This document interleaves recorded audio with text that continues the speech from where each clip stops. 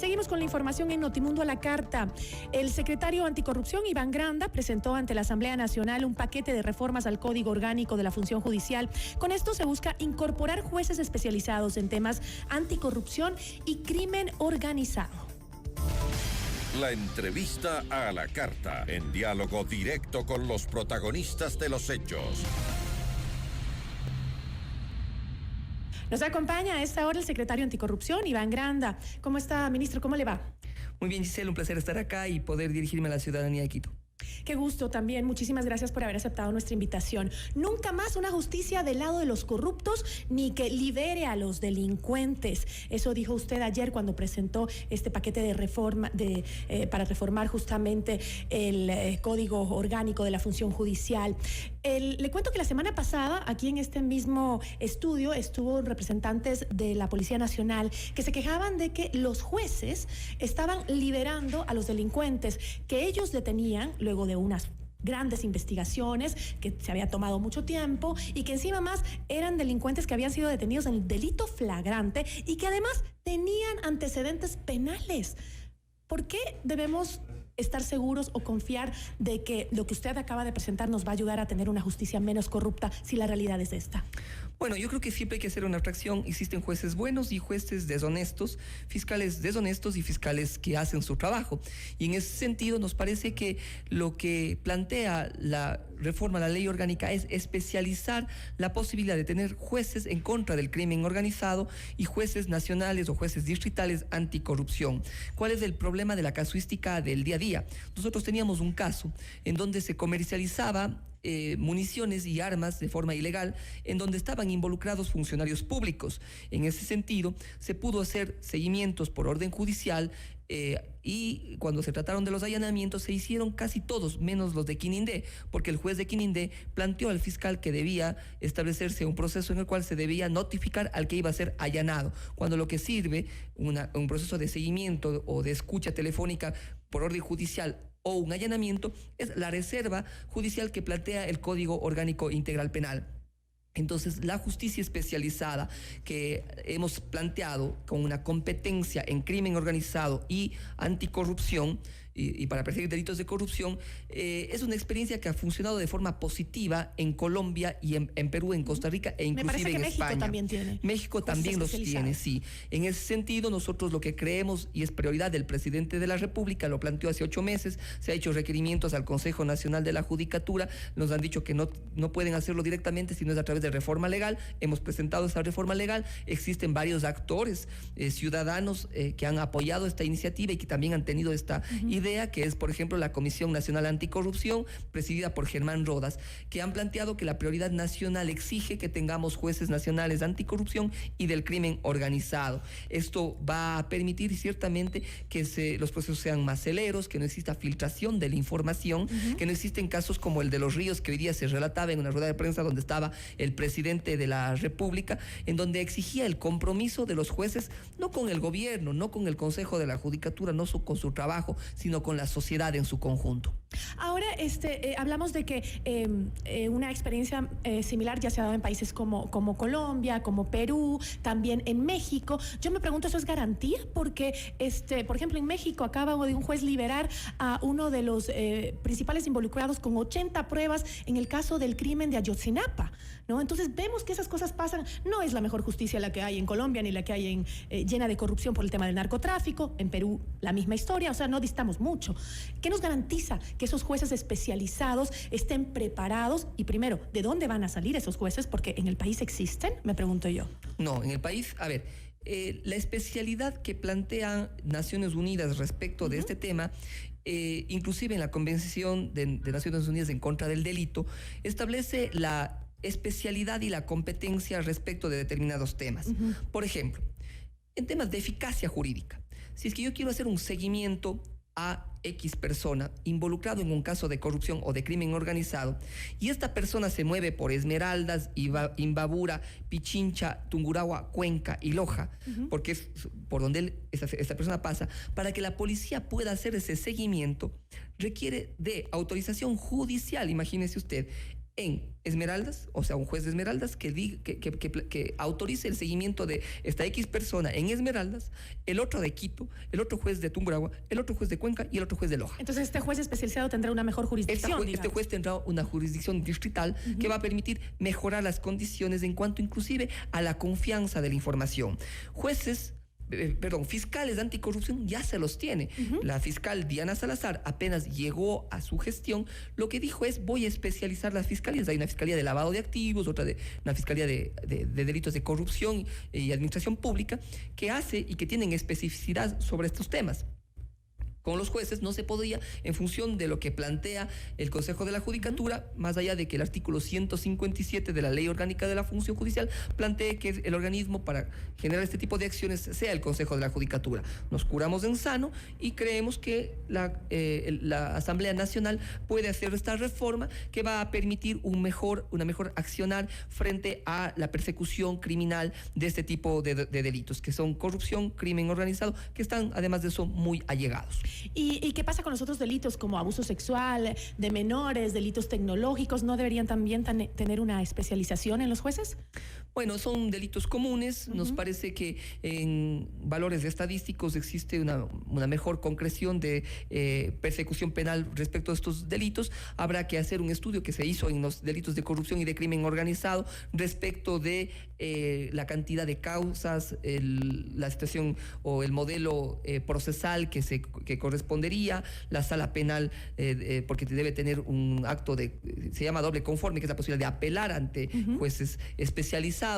Y en ese sentido, el Consejo de la Judicatura es el que valora la consecución de, por ejemplo, jueces en contra de la violencia intrafamiliar, que se los tiene, son jueces con especialidad. Hay jueces en temas contencioso administrativos, en temas de fiscales, del Tribunal Fiscal, que son penales, pero tienen una especialidad, por ejemplo, que es la fiscal de los delitos tributarios penales, que son los que conocen este tipo de judicaturas. Entonces, en ese sentido, a nosotros nos parece que el modelo que estamos planteando es acorde a las necesidades del país, frente a lo que requiere inclusive la justicia. Hoy día el presidente de la República decía: necesitamos mayor agilidad por parte de los jueces para el hecho de que una persona que tiene 57 detenciones no esté libre, porque salen nuevamente a delinquir. Una persona que tiene 57 detenciones no puede tener una medida sustitutiva, porque son delitos que causan alarma a la sociedad. Ahora, usted dice que se hizo un estudio técnico para justamente determinar las especialidades que se necesitaba en cuanto a la justicia. Pero este estudio técnico, ¿qué determinó? Porque estos jueces que hacen estas cosas que usted acaba de mencionar, es decir, que un delincuente que tenga ya 57 detenciones sea liberado, es completamente absurdo. Pero en este estudio que usted hizo o que se hizo, ¿qué se determinó? ¿Esto es por negligencia, por desconocimiento o por corrupción? Yo creo que pueden ser por cada una de estos indicativos. Tanto la ministra de Gobierno como nosotros hemos presentado quejas al Consejo de la Judicatura. ¿Para qué? Para que hagan su trabajo, que es mirar administrativa y disciplinariamente el actuar de los jueces. En el caso, por ejemplo, del señor Iván Espinel, el juez permitió que el abogado de la defensa se enfermara 3 veces. ¿Qué implicaba esto? Que no se dé la audiencia, que los testigos que fueron a una audiencia, los peritos y la fiscal que viajaba de Quito a Guayaquil, no pueda establecer la audiencia, no pueda hacer su trabajo, porque el abogado se enferma por 3 ocasiones, dilatando qué y buscando qué, que la prisión preventiva caduque y que el señor salga en libertad.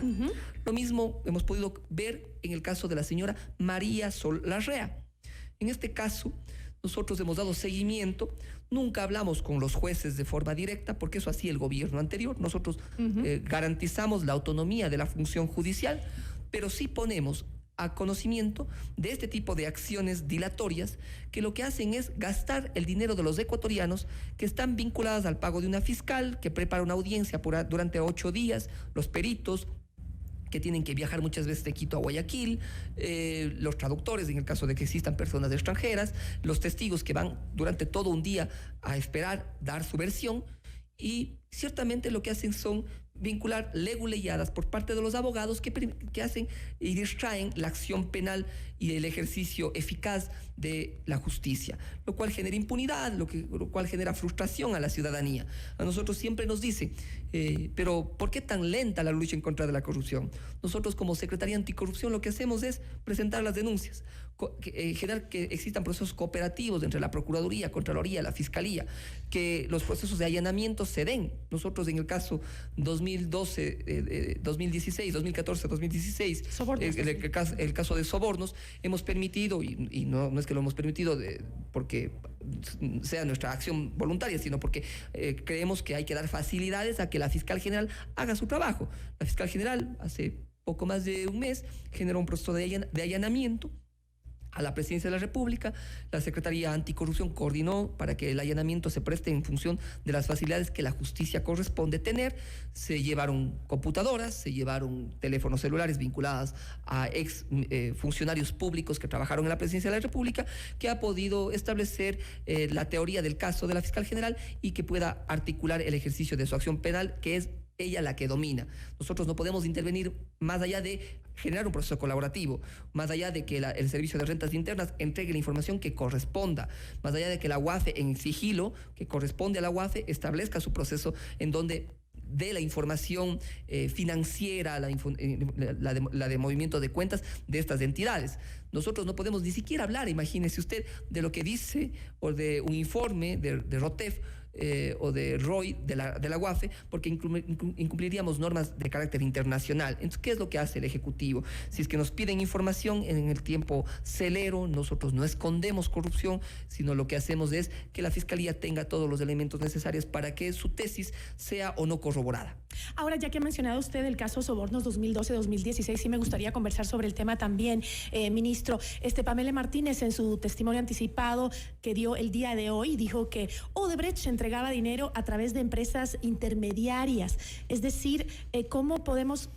Ahora no se puede hablar que solo eran 33 millones de dólares los que utilizó Odebrecht para la corrupción en el Ecuador, sino debe ser muchísimo más, si no sabemos ni siquiera cuáles eran las empresas que utilizaba Odebrecht o por dónde se fue el dinero de Odebrecht, si son empresas intermediarias las que daban el dinero para la corrupción y las coimas.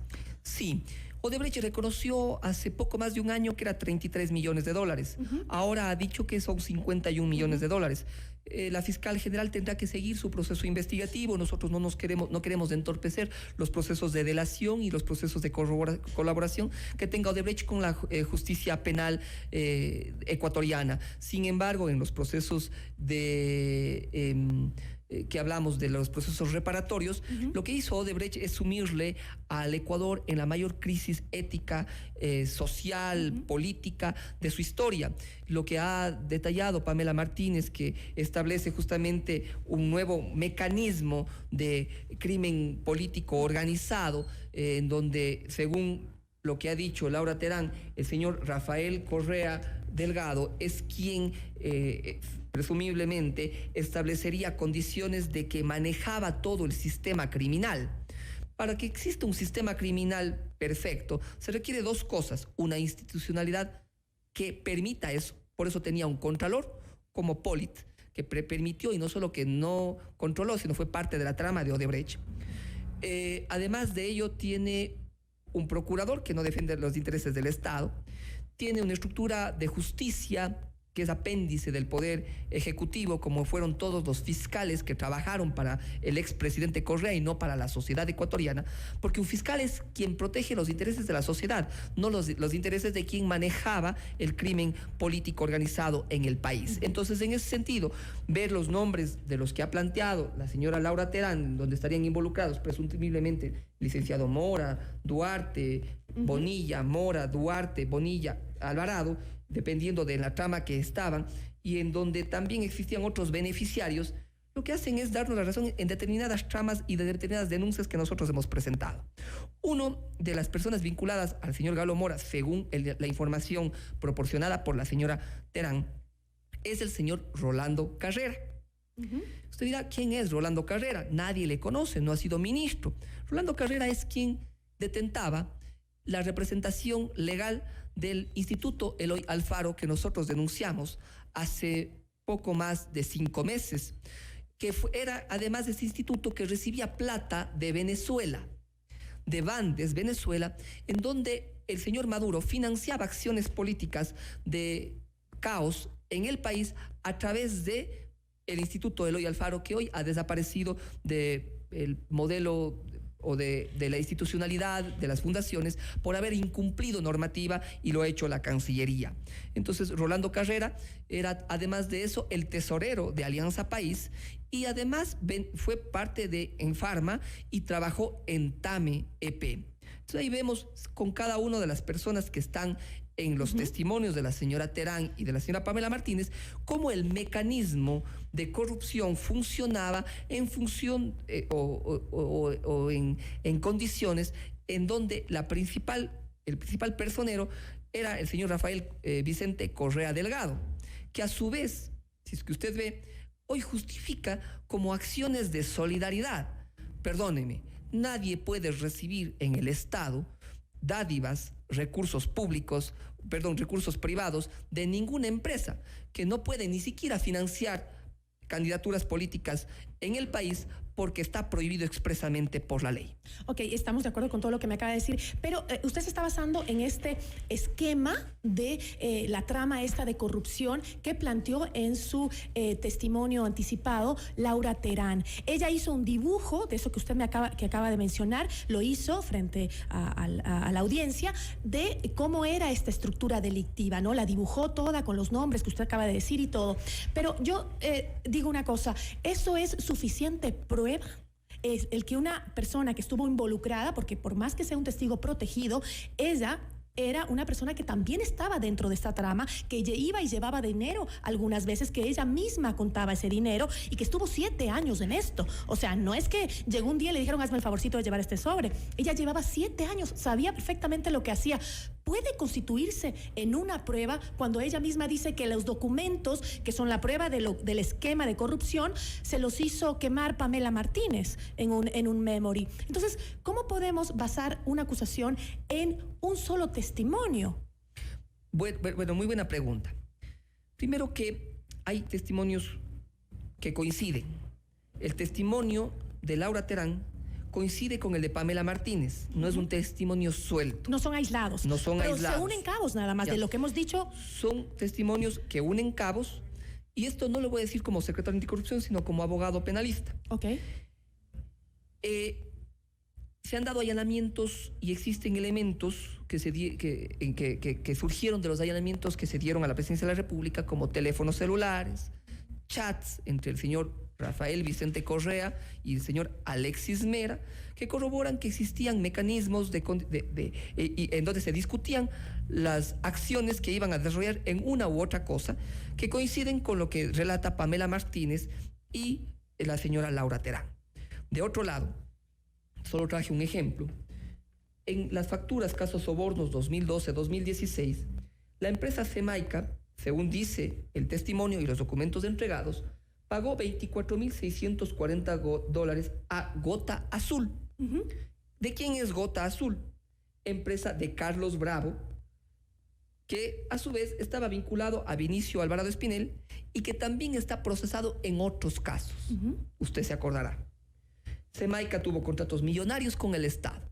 ¿Cómo es que le pagaron $24,600 al señor Carlos Bravo? Y así existen 71 personas naturales y jurídicas, 138 facturas emitidas. ¿Qué va a pasar con esas empresas que pagaron supuestamente sobornos? Permítame, estas facturas, por ejemplo, de Gota Azul, hay una factura, la 161. Entiendo yo que la fiscal, en el marco de su instrucción fiscal, pedirá al Servicio de Rentas Internas, el Servicio de Rentas Internas les entregará lo que corresponda, todo ese tipo de facturación. Bueno, varias de estas empresas, usted ve, han sido involucradas y están siendo procesadas dentro de la trama del caso Sobornos 2012-2016, y me parece que en ese sentido ya ellos tendrán que responder por sus acciones. Inclusive, muchas de las personas que han estado ya han dicho, efectivamente, a nosotros nos presionaron para que paguemos estos recursos. ¿Quiénes? El señor Walter Solís, prófugo de la justicia. La señora Duarte, hoy día con grillete. Entonces, como se puede ver, Gisela, no es una versión de Laura Terán, no es la versión coordinada o la versión de Pamela Martínez, que entiendo yo, ya el expresidente Correa dirá que no conoce a estas personas, pero fueron sus asesoras, trabajaron en la presidencia, como usted dice, 7 años. Están involucrando a sus ministros o a sus representantes dentro de esta trama, de este mecanismo. Y coincide que son también empresas que contrataron con el Ejecutivo. Entonces, me parece que las acciones que se han planteado no refieren únicamente a un testimonio, son varios testimonios, varias acciones que no pueden justificar, varias inclusive siglas como SP, que es señor presidente, que el mismo involucrado y hoy prófugo de la justicia, el señor Rafael Vicente Correa Delgado, ha admitido mediante un tuit que SP es señor presidente. Ministro, yo me quedo con eso, se nos va el tiempo. Le agradezco muchísimo por la entrevista y espero pronto volver a conversar con usted, que siempre es interesante y aporta mucho. El secretario anticorrupción, Iván Granda, gracias por habernos acompañado. Un placer. Esto es Notimundo, siempre bien informado.